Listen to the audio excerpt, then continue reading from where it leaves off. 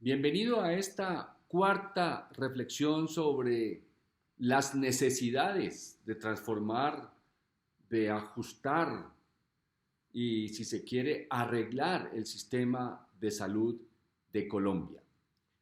Una propuesta que, como he dicho, tal vez la que ha presentado el gobierno del presidente Gustavo Petro es la que en principio tiene un mayor alcance de las que en el pasado se han tratado de hacer. Quiero continuar con un tema que es fundamental porque es muy fácil perderse cuando se habla de un sistema de salud. Y cuando digo que es muy fácil perderse, me refiero a que inmediatamente la reflexión individual y colectiva se desvía y prácticamente que comienza con la enfermedad. La enfermedad es una distorsión de la salud. Luego es algo que la humanidad ha atendido de manera natural. Hasta las demás especies, yo creo, por lo que uno ve en los programas de animales, intuyen cuando un ser de la camada, del grupo, está enfermo. Saben cuando está enfermo y lo cuidan. Luego, ese es un asunto bastante natural de las organizaciones de seres vivos. Y en ese sentido, en esa dirección de curar las enfermedades, la medicina, la enfermería, la odontología, la bacteriología, los científicos, los laboratorios que producen sustancias farmacéuticas y los que producen equipos, los hospitales, todos han evolucionado muchísimo, especialmente si comparamos el estado de la atención de las enfermedades hace unos 150 años, donde ni siquiera había rayos X, analgésicos, los que hoy hay, anestesia, etc. Luego, quiero llamar su atención en el sentido de que cuando se habla de un sistema de salud, debemos comenzar por la orilla más firme de todas, que es la salud. Precisamente, cómo se organiza una serie de instituciones en un país para cuidar a las personas que tienen salud. Ese es el primer paso que hay que dar. Y ese es el primer paso que planteaba y exigía la Ley 100. Valga la pena recordar que la Ley 100 es una reglamentación de la Constitución del país que, al ser aprobada por el Congreso de la República, la convierte precisamente en ley. ¿Qué quiere decir? Que es de obligatorio cumplimiento.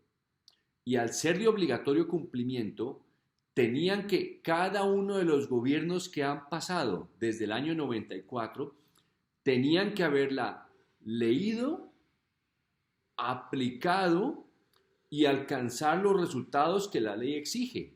Eso suena fácil, pero después de 30 años es completamente inadmisible que haya todas las personas que han liderado las instituciones de la Ley 100 de manera impune han trabajado sin cumplir lo que la ley decía, o dice, mejor dicho. Cuando hablamos de salud, piense usted que hay una definición no muy antigua en términos de siglos, pero sí ya lo suficientemente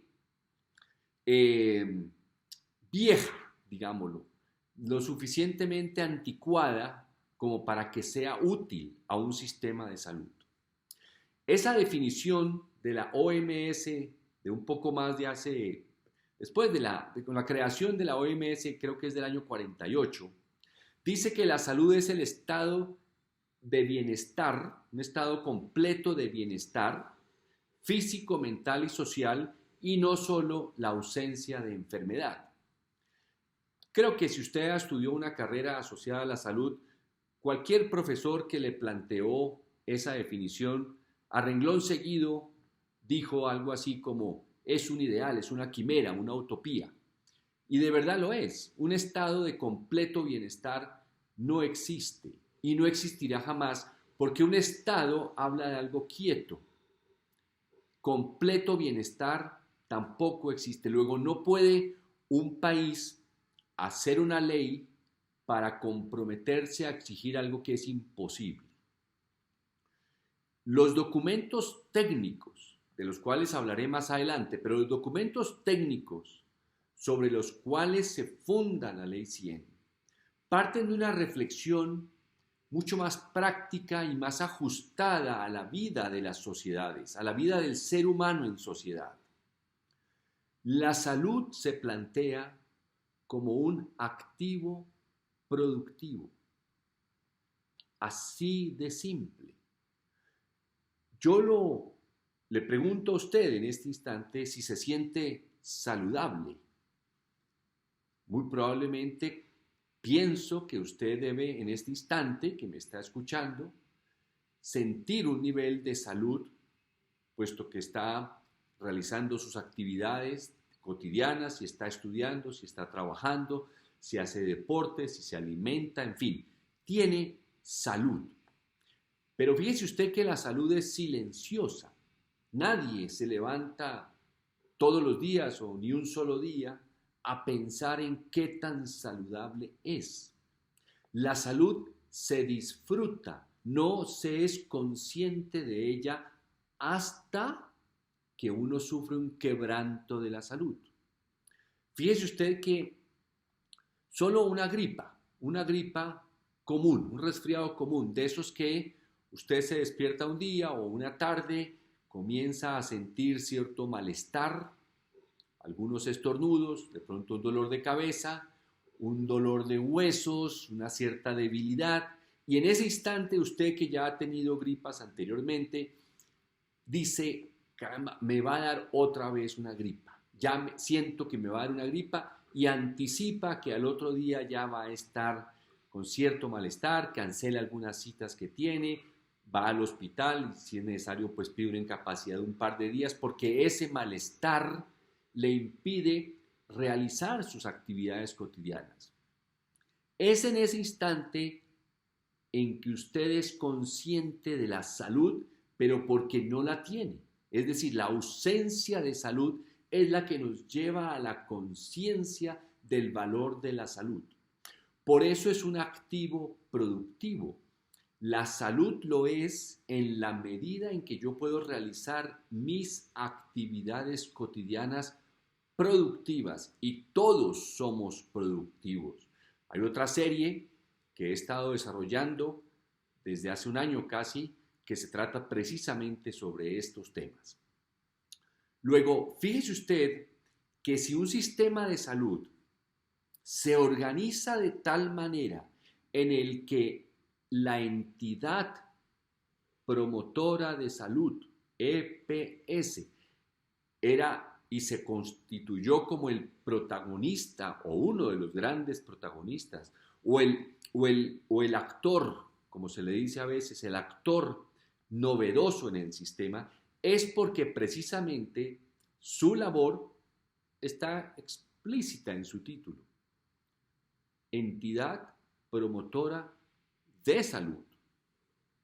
Luego, le preguntaría yo a usted, volviendo a las evidencias que estoy queriendo plantearle a usted para demostrar que el diagnóstico que tiene, desafortunadamente para mí, el gobierno Petro, con tanta energía que tiene para cambiar el sistema, con un diagnóstico mal hecho, no creo que pueda avanzar mucho en la corrección del sistema de salud. Le pregunto a usted entonces, la vez pasada hablaba de la carga de la enfermedad y su indicador: años de vida saludables perdidos o ganados dependiendo de la discapacidad o mortalidad en la anterior reflexión. Pero para esta reflexión le pregunto, ¿cuántas veces su EPS lo ha llamado a usted para preguntarle por su nivel de salud? ¿Cuántas veces lo ha llamado a usted para preguntarle qué actividades realiza usted para mantenerse saludable? ¿Cuántas veces lo ha llamado a usted porque al saber su edad, el sitio donde vive, si es ciudad, si es el campo, para saber si usted, dependiendo del trabajo que tenga, los riesgos asociados al trabajo, cuántas veces lo ha llamado a demostrarle que se interesa por usted y por el cuidado de su salud? No para preguntarle si está enfermo, ya llegaremos a ese punto, pero estoy concentrándome en la reforma del sistema de salud del año 1993, que creó unas entidades para que promuevan la salud. Eso no tiene discusión alguna. Ahí está clarísimo el decreto y se llaman todas EPS. Ninguna de ellas escogió el nombre y se lo autoasignó. No, ellas pasaron unos papeles. Recuerdo las primeras que pasaban unos papeles, presentaban sus documentos y decían que se comprometían a cumplir lo que el decreto les decía. Es así de claro. Entonces, le pregunto eso. Alejémonos de la enfermedad por ahora. ¿Por qué?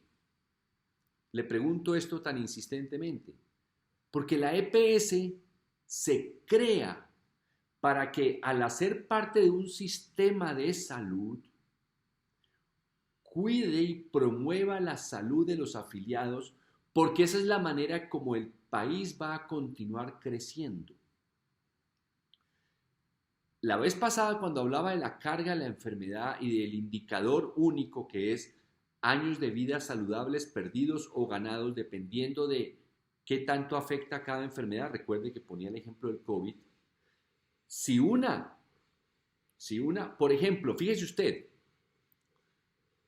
todo el mundo sabe que muchas de las personas que murieron por el COVID eran diabéticos descontrolados, no juiciosos con su tratamiento, obesos, hipertensos que no eran juiciosos.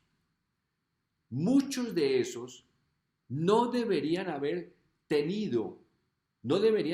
padecido enfermedades descontroladas, puesto que aún con un diagnóstico de diabetes, de hipertensión e incluso de obesidad, la EPS debe velar para que esa persona goce de un estado de salud que le permita ser productiva. Ese era el elemento esencial de la Ley 100, del componente central de nuestra reforma del sistema de salud. La EPS no solo pertenece al sistema de salud, es un elemento fundamental para proteger la productividad de una nación. Pero yo estoy seguro que usted lo entiende muy bien. ¿De qué sirve a la productividad, al crecimiento de una nación, que la mayoría de las personas que tienen una enfermedad, la única respuesta que le den es que no hay agenda? O que una persona que tiene una cirugía de prótesis de cadera, al salir y necesitar rehabilitación, no le den la cita de rehabilitación. Es decir, no le ayuden a retornar a la salud. Es evidente, como le digo a usted, y lo he dicho ya, que el problema fue del liderazgo de los líderes, de las personas que escogieron las entidades promotoras de salud para dirigir la organización, dirigir los segmentos médicos, administrativos, dirigir todo. Yo no sé cuántos equipos de trabajo haya en una EPS, debe haber muchísimos equipos de trabajo, pero todos, sin excepción, estuvieron mal liderados. Ese es el problema de nuestro sistema de salud, que se escogieron líderes que jamás entendieron cuál era su trabajo y mucho menos entendieron hacia dónde tenían que dirigir los equipos de trabajo. Esa es una calamidad muy grave que empezó hace 30 años y no la hemos podido corregir. Y si el gobierno del presidente Petro piensa que la cuestión es modificar las normas o reorganizar el sistema, pues le va a pasar lo mismo porque los líderes que va a escoger posiblemente sean los mismos. Continuaremos la próxima vez. Muchas gracias.